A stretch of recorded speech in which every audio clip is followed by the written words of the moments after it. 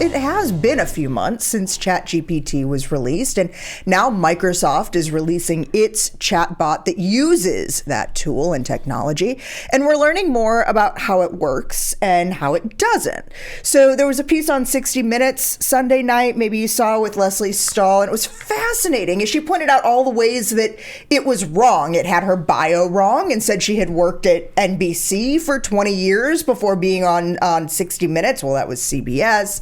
It reported a story about the ice caps in Antarctica and claimed they were something like 31% penguin urine. Well, through her fact checking, apparently penguins don't urinate. I don't know how that works, but okay. I'll tell you, I threw my name in there and asked about me, and it had my academic title wrong.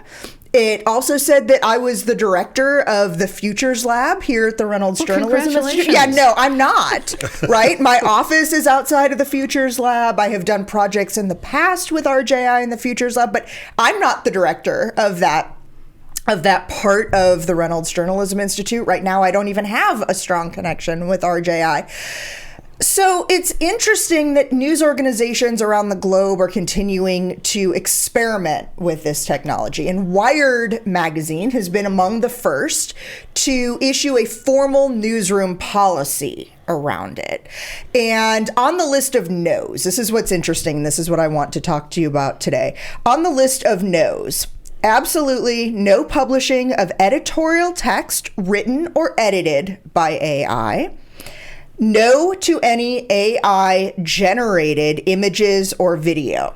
Okay, so that's what they're saying right now, that they're making the promise they will not use it for.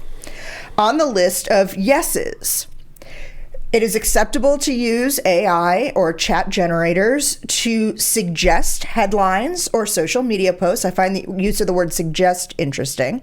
To generate story ideas. Any thoughts? I think this is again one of those things where we don't want to get left behind, because news media operations, in particular in the early days of Google, in the early days of search engines, did not see the potential for how that could actually be utilized and how the public would embrace that. And today there's not a single news organization in the world that doesn't have search engine optimization as part of its strategy. That's right. Absolutely. And this is where we are right now. Mm-hmm.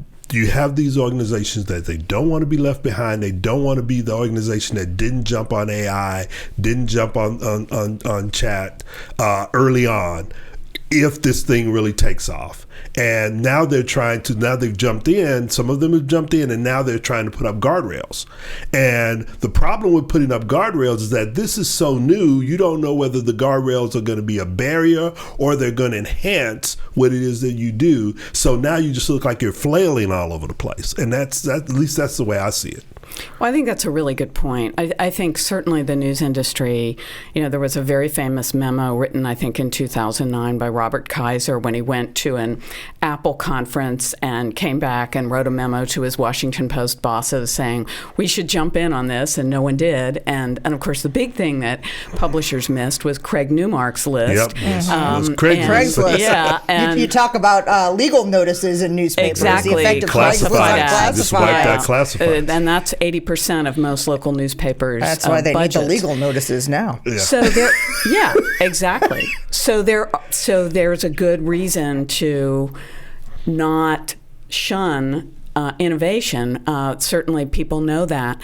I think the question is, though, this is just another twist in this information revolution that we're living. Where it's like somebody's given us this fancy machine with no owner's manual. Right. And we're really not sure how is this going to work. And we can certainly see the unintended consequences of social media.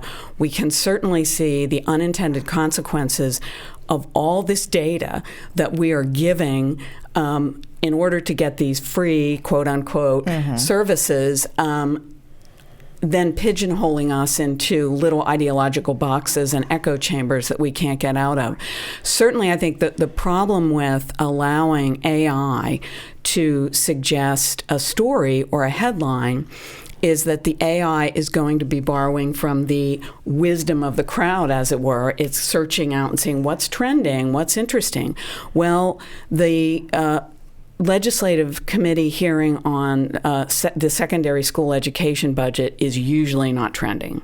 Right. Does that mean we shouldn't cover it? Right. Does that mean we shouldn't suggest that as a story?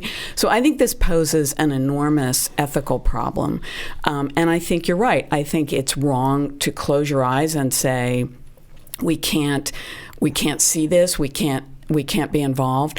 But I think in being involved, we have to do it with a sense of what are the ethical pitfalls And here. I think we definitely need to be careful, especially if AI is pulling that information from various sources. Is how are you vetting that? Yeah. I mean, this is where the influx of bots that have misinformation and disinformation and utilize that can really become a problem if those who are vetting this information are relying on AI as maybe a single source which of how can they're be doing manipulated it, which can by be bad manipulated. actors. Can be Absolutely. manipulated or also Yeah. can't assess for complete accuracy. One of the things that we're saying on 60 Minutes is that they were talking to a handful of AI scholars from different universities out on the East Coast as well, who were saying to that chatbot, NBC and CBS are so similar in what they do, it doesn't discern between them, yet Right. it's still a fact error. Right.